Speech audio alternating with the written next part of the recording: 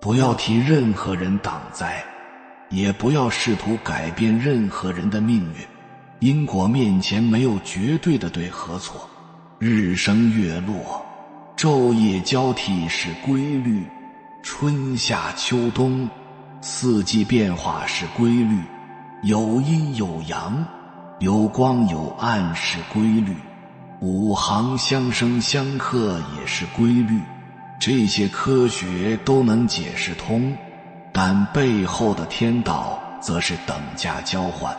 民间有句话，功不足德来补，德不够六亲凑。面对突如其来的生死劫难，你或许可以破财消灾，用自己积累的福报和德行化险为夷。这样一来，你自身的福报就降低了，运势就会低落。而当你的功德福报不足以承受时，只能用你家人的福报或是你自己的寿命做交换。这就是为什么民间的一些阴阳师、风水师最后无妻无子，不得善终的原因。宋代道士郭然，陕西人，云游至东莞，当时正值丰收的季节，当地百姓却遇到了旱灾，而他于今虎门镇附近一草庐修行，眼见家家户户只能靠着往日的存粮勉强度日。郭道长悲天悯人，决定摆下法坛祈雨，助村庄度过这场天灾。古代道士祈雨时，一般所用的都是轻微雷法或者是神霄雷，但他道行不够，功德不够，焚符一道，口诵真言，后语依旧迟迟未下，所以法事的最后环节需要鸡心自焚。因此郭然就把自己的性命交代在此处，为当地百姓换来了3天3夜的甘霖。当地百姓为了纪念郭道长的功德，便自发为其准备了一场谢雨仪式，并修一祠堂供奉道长牌位，一直延续至今。我们都知道一个人的契约，甚至寿命、性命都是有定数的。为什么拜师后要经过漫长时间的考核？这是因为做法事是有代价的，所以所谓的高功大德帮别人处理危机，都是在用自己的功德福报交换。正所谓因果越大，代价越大。如果你功力不足而使用了某厉害的法术，强行介入了别人的因果，就只能用自己的寿命、性命来偿还。所以那些有道法的人也不会随随便便就去帮人处理事情。所以说，人生这场修行还是要脚踏实地，比你悟性好的、福泽深的、功德大的大有人在。现在很多人的内心世界经常是群魔乱舞的，自己和自己的关系都没处理好的情况下，就大包大揽，主动去扛别人的包袱，完了还恨别人，并觉得自己很委屈。而很多情况下他们是不自知的，因为他们没有了解过这件事情真正的因果链条是什么，也不知道自己早已卷入了一场彼此业力纠缠不休的风暴漩涡。每个人身上从小到大都已经养成了各自的因果业力，包括自己所思所想塑造出的行为习惯，还有受家族各种潜移默化、代际遗传下来的旧业，比如腐旧观念。除了这些，我们多少还会受周围人和环境的影响，很容易就掺和到别人的业里面。心理学有一个概念叫做同化，意思是把别人的那套观点、思维方式或者行为习惯纳入自己的内在系统中，成为自己认知模式。比如，你很不喜欢身边某个人经常对你指指点点，刚开始你知道被这样对待是很不爽的，所以你不愿意这样对别人。但当你被点评多了，你也慢慢开始反过来批评他，挑他刺，这就是同化。换句话说，这是卷入了对方的业力，然后不知不觉被拉下水，变成自己讨厌的那类人。特别是觉知力弱、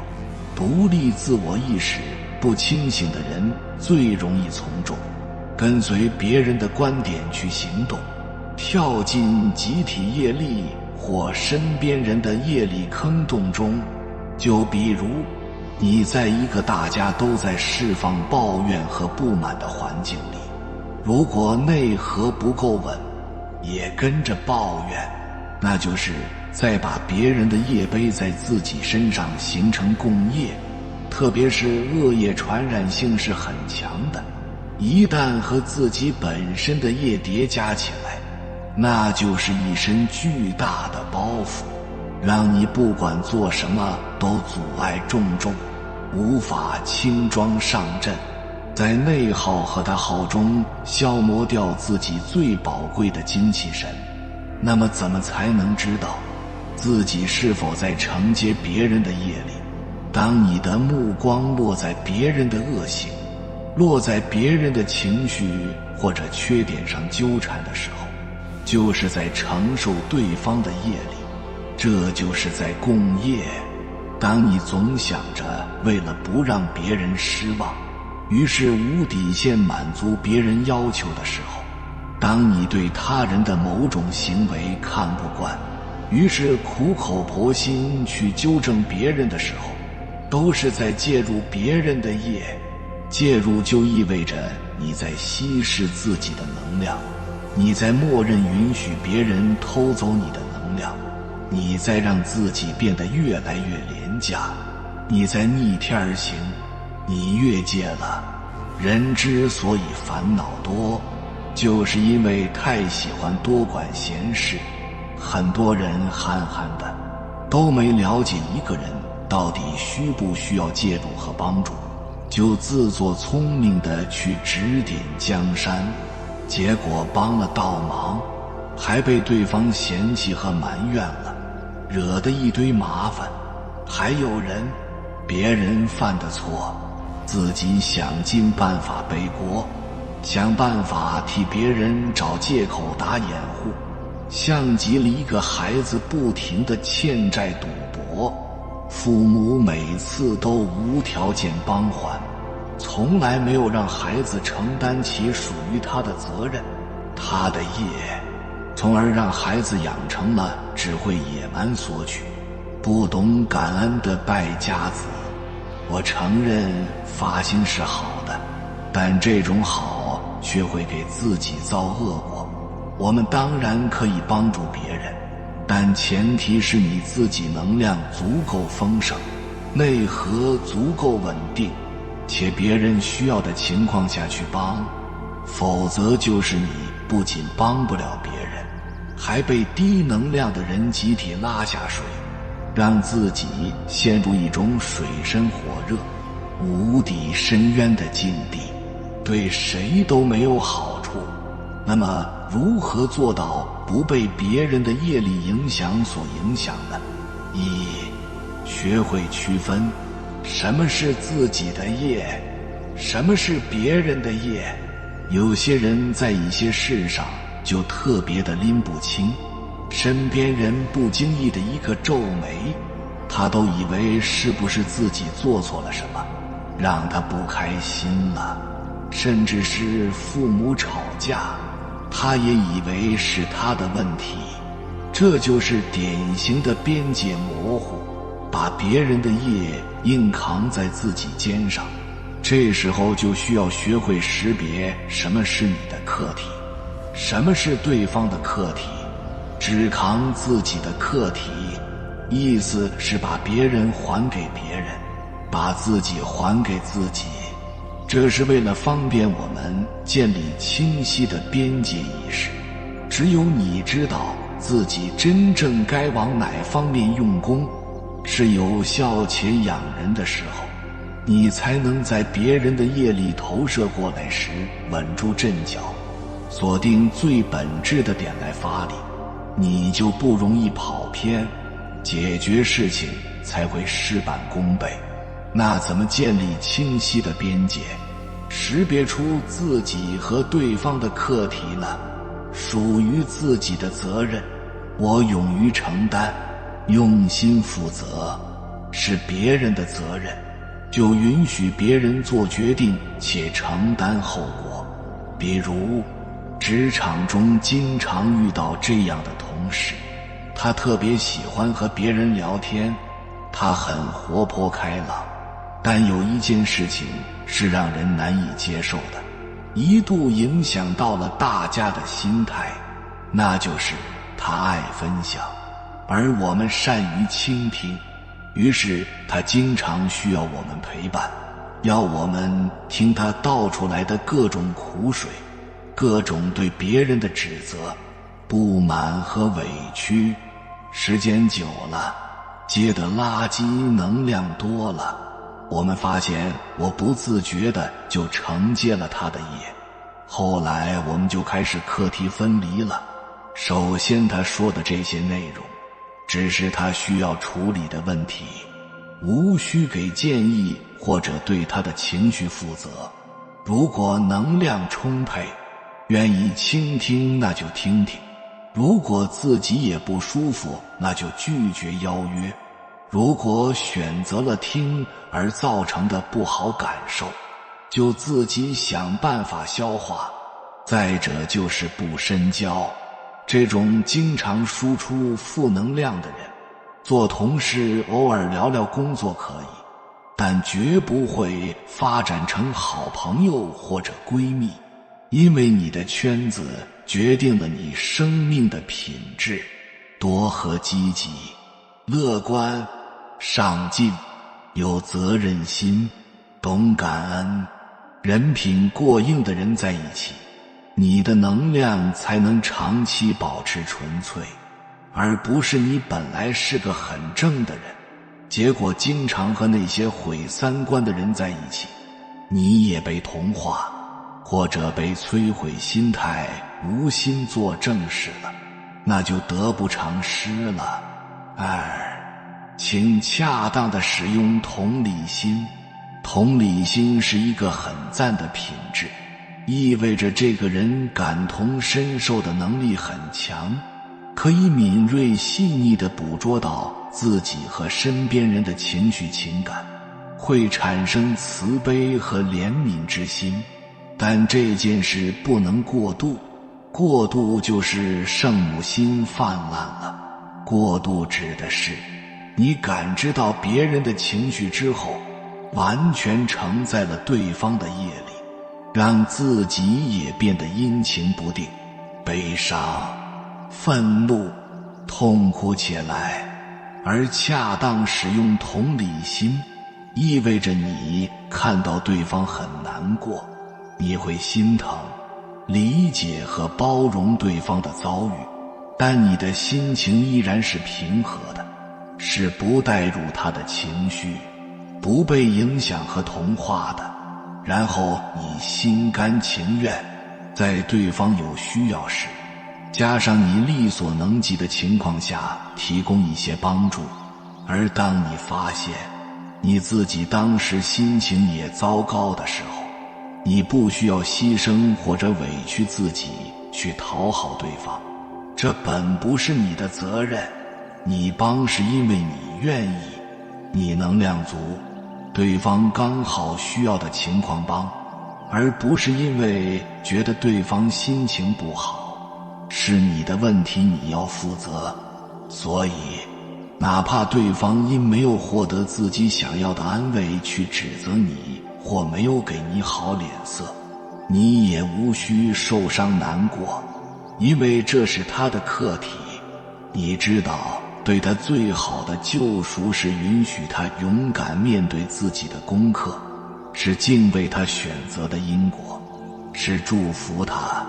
而不是代替他承受。如果你的好别人不珍惜，那就直接 pass 掉，而不是觉得关系变糟，全是自己的问题，把别人的业力变成捆绑自己的枷锁，这叫有效使用同理心。3、识别到在被别人的业力侵袭，请马上打开防护罩隔绝它，比如道德绑架就是一种别人业力的入侵，还有经常倒苦水、怨天怨地、戾气很重又爱煽风点火的人，他们把这些倾倒给身边人，也是业力入侵。遇到这种情况的时候，请务必在心里默念这句咒语：我不要背负别人的命运，别人的焦虑，别人的恐惧，别人的烦躁，别人的课题，别人的责任，我允许对方做自己。这句话最妙的地方在于，你可以切断自己总想改变别人的这个执念，在于你舍弃背了很久的包袱，在于你放下了自己总是带入别人糟糕情绪的这个习惯。你可以清晰地看见，对你来说真正重要的是解决自己的卡点，升高自己的维度，从高维照见自己，和自己的情绪和解，和那个受伤的小孩共担风雨。于是就算别人说一些特别刺激和难听的话，做一些想激怒你的事，你也完全不中招，也不内耗，更不起情绪，就只是像看小孩玩过家家一样的惬意。最后你会发现，原来不被别人的业力影响真的超爽，原来自己的业力是要勇于承担和突破的，因为突破意味着解锁新世界的地图，好让我们可以更加无忧无虑地在这场人间游戏中纵横驰骋，玩得不亦乐乎。其实大胆拒绝承接不属于你的业，并不是伤害，恰恰是一种对自己对别人最有效的支持。因为你懂得了，要想给出去爱，前提得自己先有。当你全身心的把自己身上的恶业种子一个个拔除，然后持续修持善业，让自己就像一个发光体一样的照耀一方，那么你不用刻意去介入别人，别人也会被你散发出来的闪耀光芒所吸引和滋润，被你的正能量所带动和影响，从而让他们和环境都变得更美好了。我想这才是最棒的集体共业吧。与此同时，我们也要明白，种什么业力种子，决定你会刻画出什么样的人生。我们人生这趟旅程，类似于我们背着一大堆东西上路，肩膀上装满了你过往的创伤恐惧，然后沿途一点一点地把它们卸下的过程。肩膀上之所以沉甸甸的，是因为装满了我们过往累生累世还没解决的问题，这就是业力。如果你不去面对它，那么它永远附着着你，如影随形。业力就像是长在我们灵魂上的一个钩子，在你一路遇到的人事物上精准地勾住和它相关的重量。而当你在造业的时候，就是主动给自己的肩膀增加重量，因此有些人越活越沉重，越活越喘不过气，在负重前行，步履蹒跚的旅途中迷失自己，却还是上瘾一样的不停地买东西增加负担，重复着一连串错误的习惯。简单的说，我们每一个起心动念就是在造业，我们说出去的话语，做出的行为就是在种因，有因就有果，因果之间的循环纠缠，而产生的种种障碍就是业力。行为代表身，说出去的话是口，起心动念示意的层面，统称身、口、意三业。这三种行为形成的因果会产生持续不灭的力量，也就是所谓的业力。业力分为很多种，这里主要说两种，善业和恶业。如果你种的业力种子是积极美好的，就会收获幸福快乐；如果是负面的，就会遭受不幸和痛苦的果报。果报的显化分为三类：一、现世报，就是你这辈子造的业，会在今生的某个时刻成熟加注到你身上。比如一个人经常用一种很大怨气和一种愤怒心去诽谤别人，去攻击别人，那么很快他会在触发了这么多恶缘的情况下，当时就被反噬。就像一个人可能做了10几年的小偷还没被抓住，但是很可能这辈子的某一天就要接受法律的审判。二、来世报。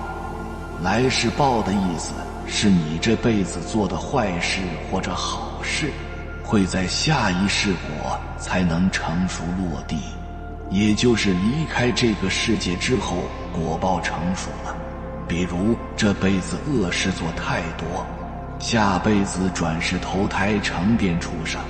比如造了无间罪，杀父、杀母、杀生等等，离开了这个世界之后，不用经过阎罗王的审判，直接堕入无间地狱，遭受痛苦等等。三、生生世世后报，意思是未来的很多生、很多世之后，在相继中成熟果报。你种下的因不是一下子就成的，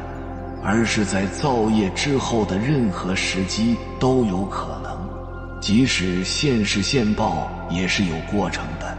就像春天播种，秋天收获，不管是善业还是恶业都是一样的。很多人会抱持一种侥幸心理，造起业来横冲直撞，完全不考虑后果。比如有的人经常昧着良心做骗人骗钱的事，有的人每天杀几只猪、几十条鱼、10几只鸡，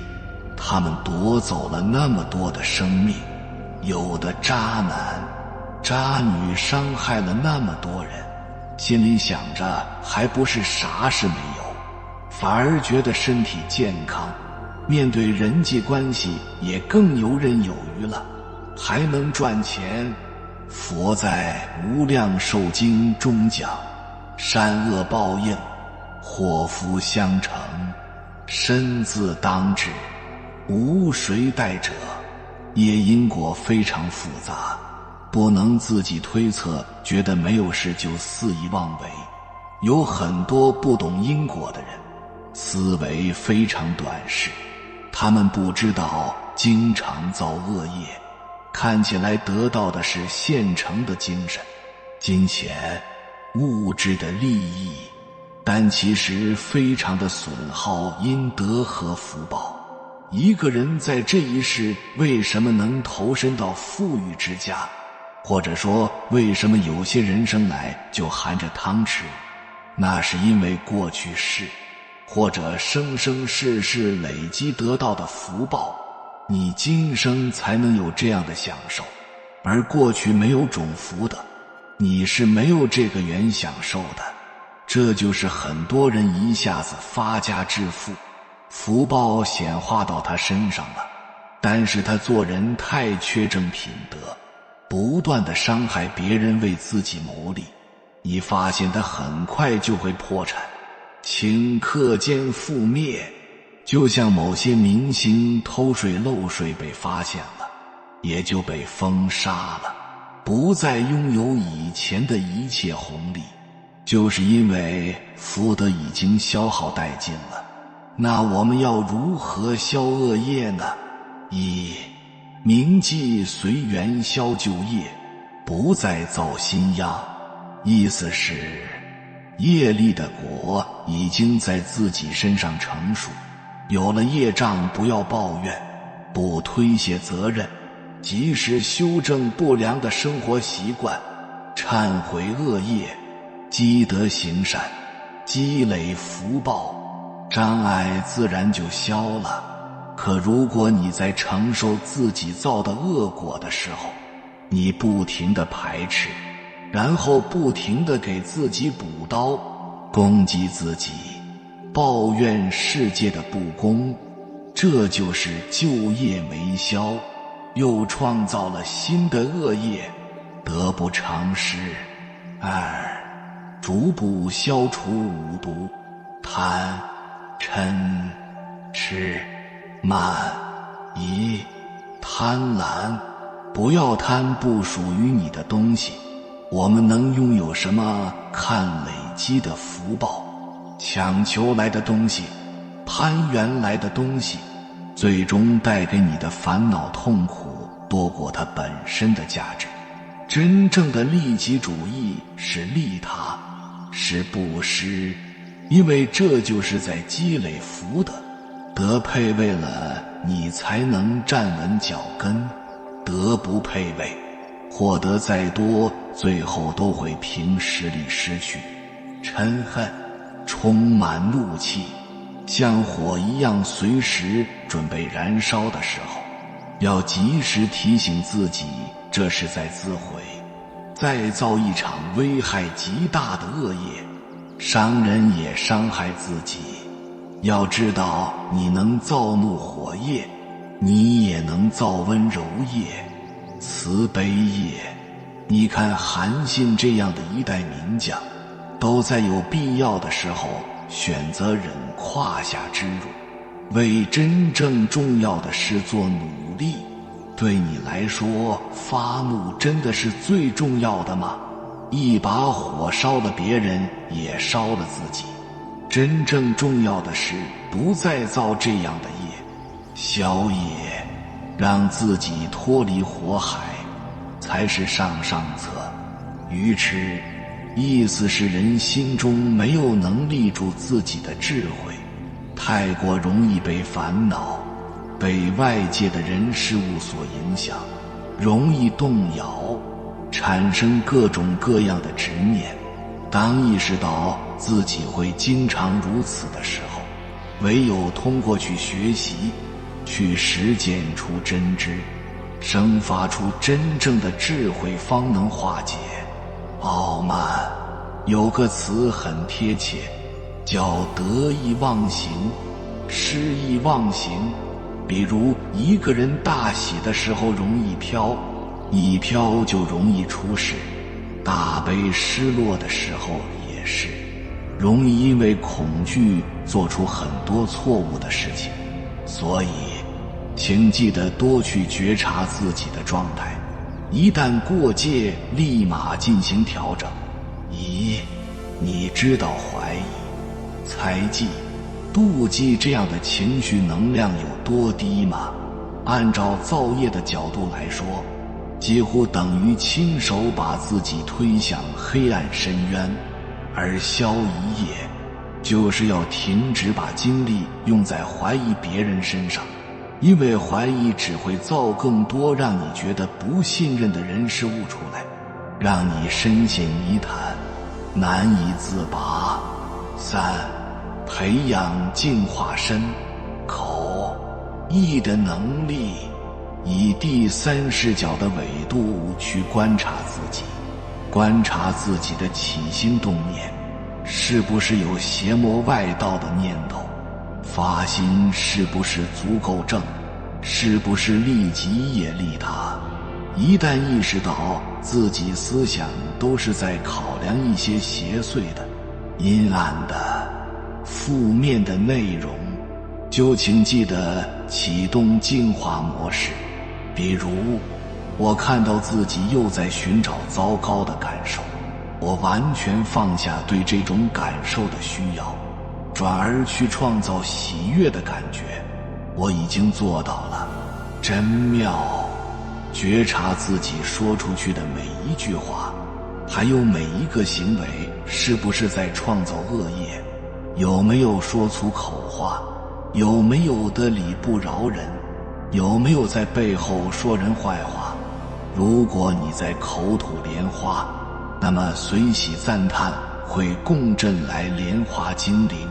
如果你发现自己在说伤人的话，做伤人的事，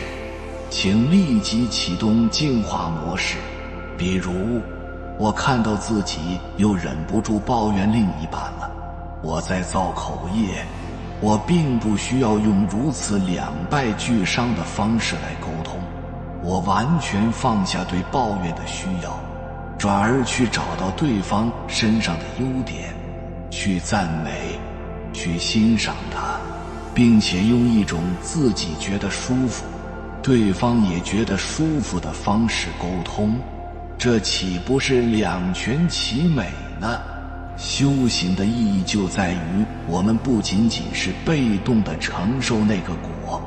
而是可以主动地种下善因，自己学会区分什么是在人生之旅上不需要用到的东西，然后放下，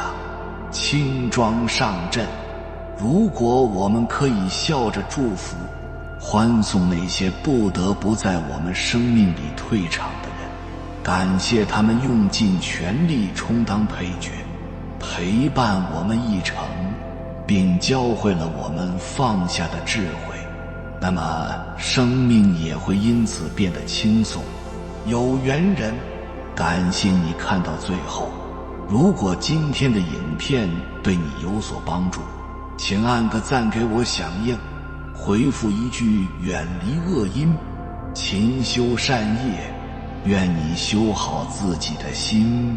立好自己的德，善念善行，天必佑之。还没有订阅频道的，请点击右侧的订阅按钮，与我们建立更深的连接，随缘加入会员，与同频之人共修福报，随喜转发，传播善知识，功德无量。